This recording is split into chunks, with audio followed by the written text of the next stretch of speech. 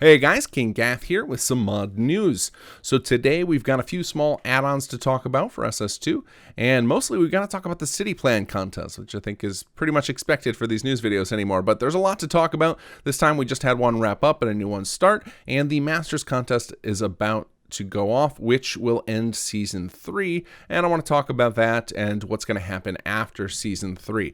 So, before we do anything else, we have to thank some patrons. They keep the lights on for the team, make sure we don't have to dip into our pockets for expenses, and let us kind of reach a little higher than we would have without the funding. So, I want to give a shout out and thanks to Joey Erickson, Powell Suster, whose name I surely just butchered, Mitchin, J-Pop, Patrick, Jenna Sherman, and Morgan Carlson. So if you signed up recently, you didn't hear your name called, I will get to you eventually. I'm going to try to do just a handful at a time at the start of each of these videos so that doesn't become 10 minutes per video of me reading off names. You guys are amazing. I love that you've continued to contribute to the project over all these years. Some of you guys have been on board since I launched the Patreon, which has literally been years now. It's really awesome to have so much support. And thank you to any of you who signed up in other ways too. I know some of you send me PayPal donations or Steam gift cards to help pay for things, and that is awesome as well.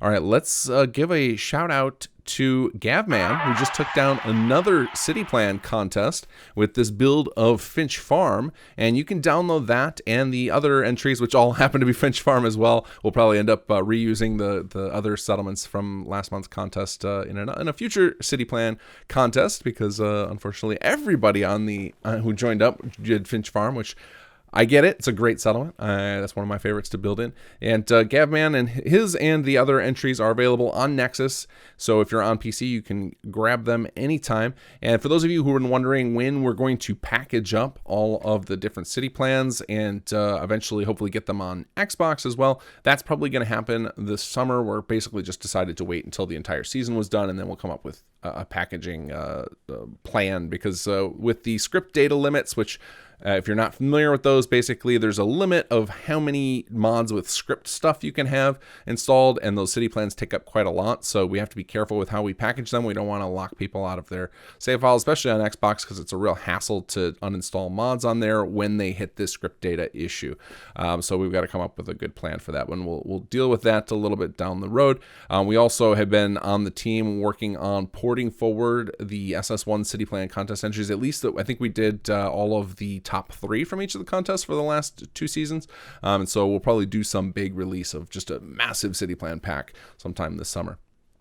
But that's not what we're here to talk about yet. I'm going to get back to city plan contest stuff in a moment. Let's go into SS2 add-ons, because I think that's stuff that the majority of you will be interested in, and then we'll touch back on the city plan contest stuff for those of you who are into that. So we've got a few add-on packs that came out over the last few weeks. These first 2, I think, came out literally during a stream I was done. If you haven't checked out the streams I'm doing on Wednesday nights, I've been doing this for the past few months. Basically, I play a little bit SS2, and then I go into kind of a Q&A or podcast mode where I'm usually either got a guest on and we're just interacting with the audience, answering questions and whatnot. And somebody asked me why the VIT-O-MATIC weighs so much. And my basically response was I'd prefer the stuff in the mod to be as immersive as possible, and then patches people release can handle things gameplay-wise that they don't like, and this is one where, for some reason, never had got covered, and MYTHOR took it upon themselves to handle this, and that is basically making the VIT-O-MATIC weigh 0. So if you've always been bummed out that the VIT-O-MATIC weighs so much, you can grab the lightweight VIT-O-MATIC for SS2 patch. It's an ESL, so it won't take up any of your mod slots, and the same with the Mark 1 beacons. Those are another heavy item in SS2, and MYTHOR went ahead and released a 0-weight patch for that as well. So you can grab those, and it looks like there is an Xbox version of each available as well. So go check those out if you want to get back some carry weight and you don't mind the lack of immersion for that. All right, so speaking of immersion and patches and whatnot, we've got a patch that I think a lot of you guys have been waiting for a while. This is called a STORYWEALTH DEPRAVITY Sim Settlements 2 Immersion patch. So before I talk any more about this, I want to do spoiler alert. So if any of you who haven't played through DEPRAVITY and Chapter 2 all the way or most of the way, and I don't want any spoilers for any of those, you might want to skip ahead about 30 seconds. So what basically DEPRAVITY creates kind of a bad guy route through the game, and it ends with basically destroying GNN, which obviously that's that's going to conflict heavily with what we're doing in Chapter 2. And mostly the biggest problem with it, because you could still work your way around that, is that it leaves a permanently irradiated field in the area. So it makes it very difficult to handle GNN. In addition, SS2 and it both use Fallon's department store in Concord. Depravity uses it much more importantly than we do. And this patch tries to solve both those issues. So what it does is it basically moves the SS2 New Fallon's door to another side of the building, and you can kind of headcanon it that each group is using half the building or something, whatever you got to do to make it make sense to you, but it just makes it for easy access to both. And then it gets rid of that irradiated field at the end of the Depravity quest so that you can still do the SS2 quest. All right, so now let's double back to the city plan contest. So I announced this via a message on the community tab yesterday, but I'm also going to name it again now, which is the April contest. So for those of you guys who have not seen that post and you are considering getting into the city plan contest, I've got a new one for you. Now this one is special because it's the last one for the season that's open, so anybody can join up to this. And then in May we'll be doing our Masters contest, which is invite only, and all you have to do to get invited is to have participated in one of the other city plan contests for the season. This is our 3rd year doing this. It's a lot of fun. The Masters contest allows for people to go crazy with their settlements. We give them extra time. We go to it's usually a 6-week contest, and we have huge prizes for it. So for April, this is your last chance to earn your entry to the Masters. For April, you have the choices of Dalton Farm, Nordhagen Beach, and Warwick Homestead. So if you want a chance to get into the Masters contest, I highly recommend you whip up a settlement for one of those 3 and then convert it to a city plan. I've got a link below in my description of how to take a settlement and redesign it as a city plan. It's pretty easy. The video is only 5 minutes long.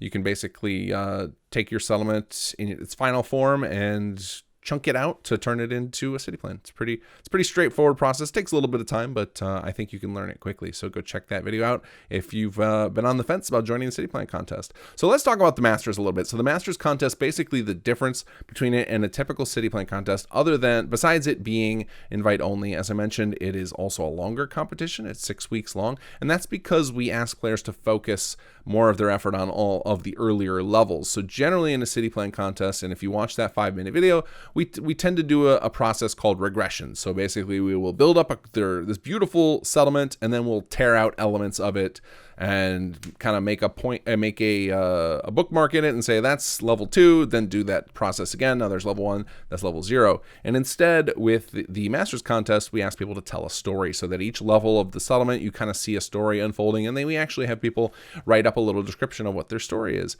And then what we end up doing for the finalists, for the top 3 of that contest, is we actually produce a little high quality video where we kind of tell that story. We'll get it professionally narrated, we edit it all out, and then we put those up for vote to see who the best is. And then in that, we give away huge prizes. Last year we gave away $500 to first place. We'll probably up that a little bit this year. I will announce the prizes in a separate video that's just focused on the Masters once we've got the logistics of all that worked out and everything. So, but the prize pool is significantly larger, the contest is longer, and we end up seeing way cooler builds than in any of the other contest entries, which is hard to believe because season 3, man, people have been going nuts with their settlements. There's just some amazing designs every month. I'm very, very excited for the Masters. Now the Masters ends up being the cap off for the season. So it's the final contest, it's invite only, and often that leaves a hole there. So what'll end up happening is most folks who are regulars in the city plan contest will be part of the Masters. Some number will drop out. They will decide that they see the look, or they see the work of some of the people who are posting early screenshots, and that they can't compete or they don't have the time for it or whatever, and then they'll want something to do during the last 2 weeks of the following month. So we're going to do the contest starting in May. It'll end in June, but what we end up usually doing is we start another contest after the first 4 weeks of the Masters, so that way people who want something else to do, want a new contest, can still have one, and knowing that the people who are kind of crushing it already in the Masters contest are not going to be around to participate in the smaller contest. So that's normally what we do. But I have made it no secret that Chapter 3 is bringing forth the Conqueror mechanic. So if you're not familiar with those, it's basically the ability to take your settlements and turn them into war camps effectively, so that you can start running similar mechanics to the Nuka World stuff, but not necessarily with raiders. You get to take your settlers to war, in a sense. And so, knowing that that's the case, with Season 4, we're probably going to do a focus on outpost design. So that means we're going to want to delay Season 4 until Chapter 3 comes out, and I don't know when that's going to be. And then, if anyone was wondering if we're going to continue to do city plan contests, yes, the answer is yes. As long as people are interested in it, as long as we're continuing to get, I think I've said to the team, as long as we get at least 3 entries every month, we can run that thing forever. As soon as it starts waning and we're not getting entries, then obviously there's not enough interest from the community, and we'll stop it. But I think we can easily get a Season 4 in after Chapter 3 comes out. So in the interim, so from June until whenever Chapter 3 releases, we'll probably have just kind of out of season contests. They'll still have the same prize support and anything. We just won't call them officially part of Season 4. Don't know how we're going to call them, but just wanted to let everybody know that we will continue to run smaller contests. Mike most likely will use up the settlements from the February contest, the Green Top and Grey Garden no one built for. We'll probably end up using those for those months to get some more designs put in those. And then we thought about, we might even do, depending on how long it takes us to get Chapter 3 out, maybe we'll do some custom settlements. So we might get into some of the mod added settlements as targets for city plan contests. So we're going to continue to do stuff in the long term for city plan contests, but I just want to let everyone know we're going to officially start Season 4 probably a month after Chapter 3 comes out, because we want to have a chance to do like some new rules, new focus, and to really embrace the new mechanics that are going to be coming with Chapter 3. All right, guys, with all that said, take care and enjoy the mods.